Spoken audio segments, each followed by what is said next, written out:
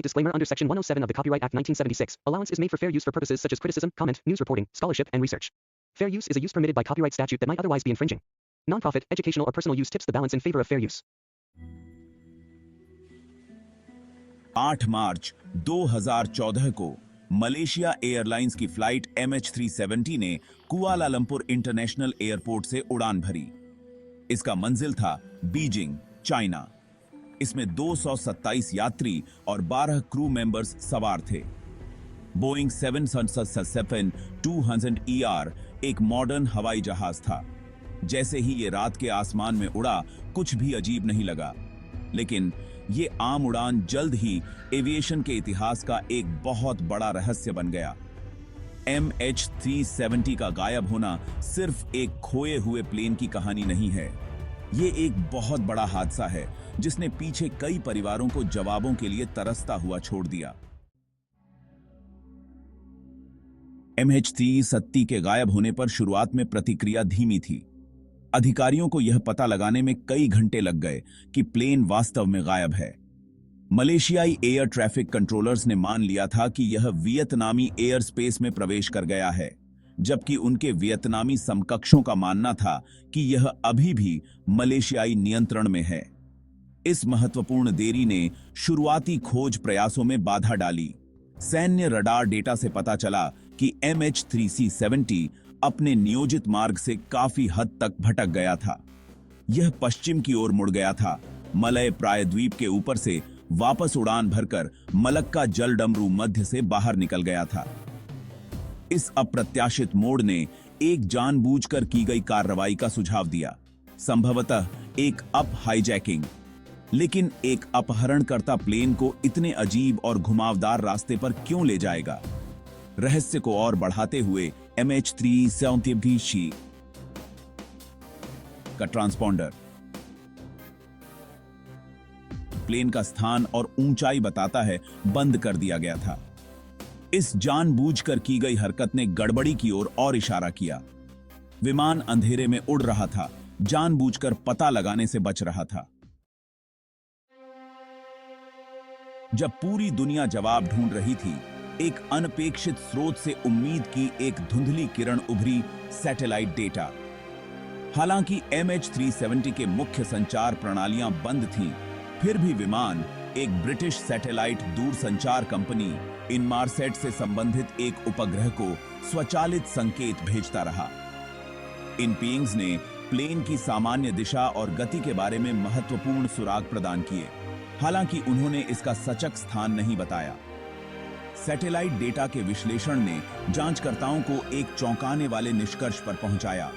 MH370 ने घंटों दक्षिण की ओर उड़ान भरी थी और अंततः दक्षिणी हिंद महासागर के विशाल विस्तार में कहीं दुर्घटनाग्रस्त हो गया।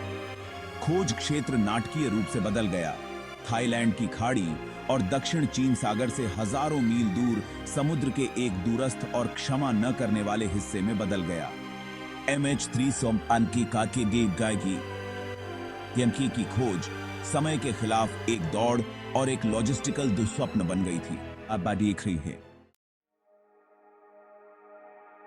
सेक्शन 4, रसातल में MH370 की पानी के अंदर तलाश। नए खोज क्षेत्र ने कठिन चुनौतियां पेश की। दक्षिणी हिंद महासागर पृथ्वी पर पानी के सबसे गहरे और सबसे विश्वासघाती पिंडों में से एक है, जो अपने की समुद्रों और अप्रत्याशित मौसम के लिए जाना जाता है।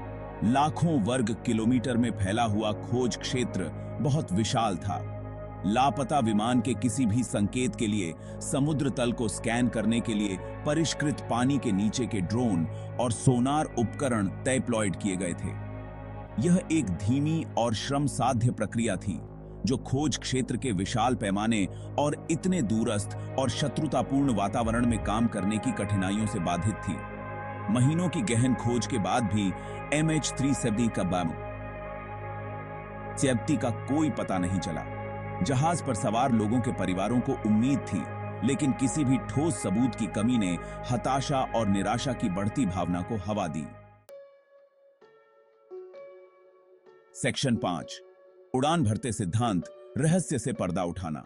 MH370 के लापता होने के लिए एक निश्चित व्याख्या के अभाव ने कई सिद्धांतों को जन्म दिया है। कुछ विशेषज्ञों का मानना है कि सबसे संभावित परिदृश्य पायलट कैप्टन जाहरी अहमद शाह द्वारा जानबूझकर की गई कार्रवाई है। अन्य लोग अचानक डीकंप्रेशन घटना की संभावना की ओर इशारा करते हैं। इस सिद्धांत को प्लेन के अपने उड़ान पथ से अचानक विचलन का समर्थन मिलता है। यांत्रिक विफलता पर भी विचार किया गया है। कुछ अधिक दूर दराज के सिद्धांतों में आतंकवादियों द्वारा अपहरण शामिल है।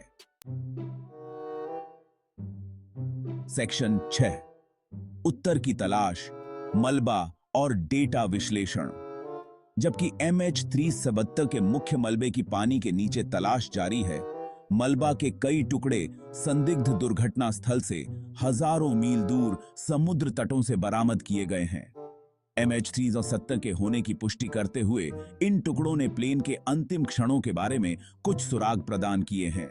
मलबे के विश्लेषण से पता चलता है कि विमान का फ्लैपेरॉन, जो पंख पर एक नियंत्रण सतह है, पानी में प्रवेश करते समय पीछे हटी हुई स्थिति में था। यह इंगित करता है कि विमान एक नियंत्रित लैंडिंग का प्रयास नहीं कर रहा था, जो अचानक और विनाशकारी घटना के सिद्धांतों को बल देता है। ब्लैक बॉक्स के रूप में जाने जाने वाले बरामद फ्लाइट रिकॉर्डर से डेटा विश्लेषण MH370 पर क्या हुआ, इस बारे में अमूल्य अंतर्दृष्टि प्रदान कर सकता है। हालांकि हिंद महासागर की विशालता में इन उपकरणों का पता लगाना एक महत्वपूर्ण चुनौती बनी हुई है। सेक्शन 7, MH370 की स्थाव वेरिंग विरासत, एक वैश्विक पहेली। MH370 का लापता होना उन रहस्यों की एक कठोर याद दिलाता है जो अभी भी हमारी आधुनिक दुनिया में मौजूद हैं। विमान ट्रैकिंग प्रणालियों में बदलाव और इसी तरह की घटनाओं को संभालने के लिए प्रोटोकॉल को प्रेरित करते हुए विमानन सुरक्षा पर इसका गहरा प्रभाव पड़ा है। इस त्रासदी ने दुनिया को दुहक और हतप्रभता की एक साझा भावना में एक साथ ला दिया। इसने जीवन की नाजुकता और प्रतिकूल परिस्थितियों में आशा की स्था वेरिंग शक्ति को रेखांकित किया। MH370 की तलाश जारी है, जो खोए हुए लोगों के परिवारों को जवाब देने और ऐसी त्रासदी को दोबारा होने से रोकने के दृढ़ संकल्प से प्रेरित है। जब तक विमान नहीं मिल जाता और रहस्य सुलझ नहीं जाता, MH370 हमारे ग्रह की अज्ञात गहराइयों और अनुत्तरित प्रश्नों की स्थायी शक्ति की एक भूतिया याद दिलाता रहेगा।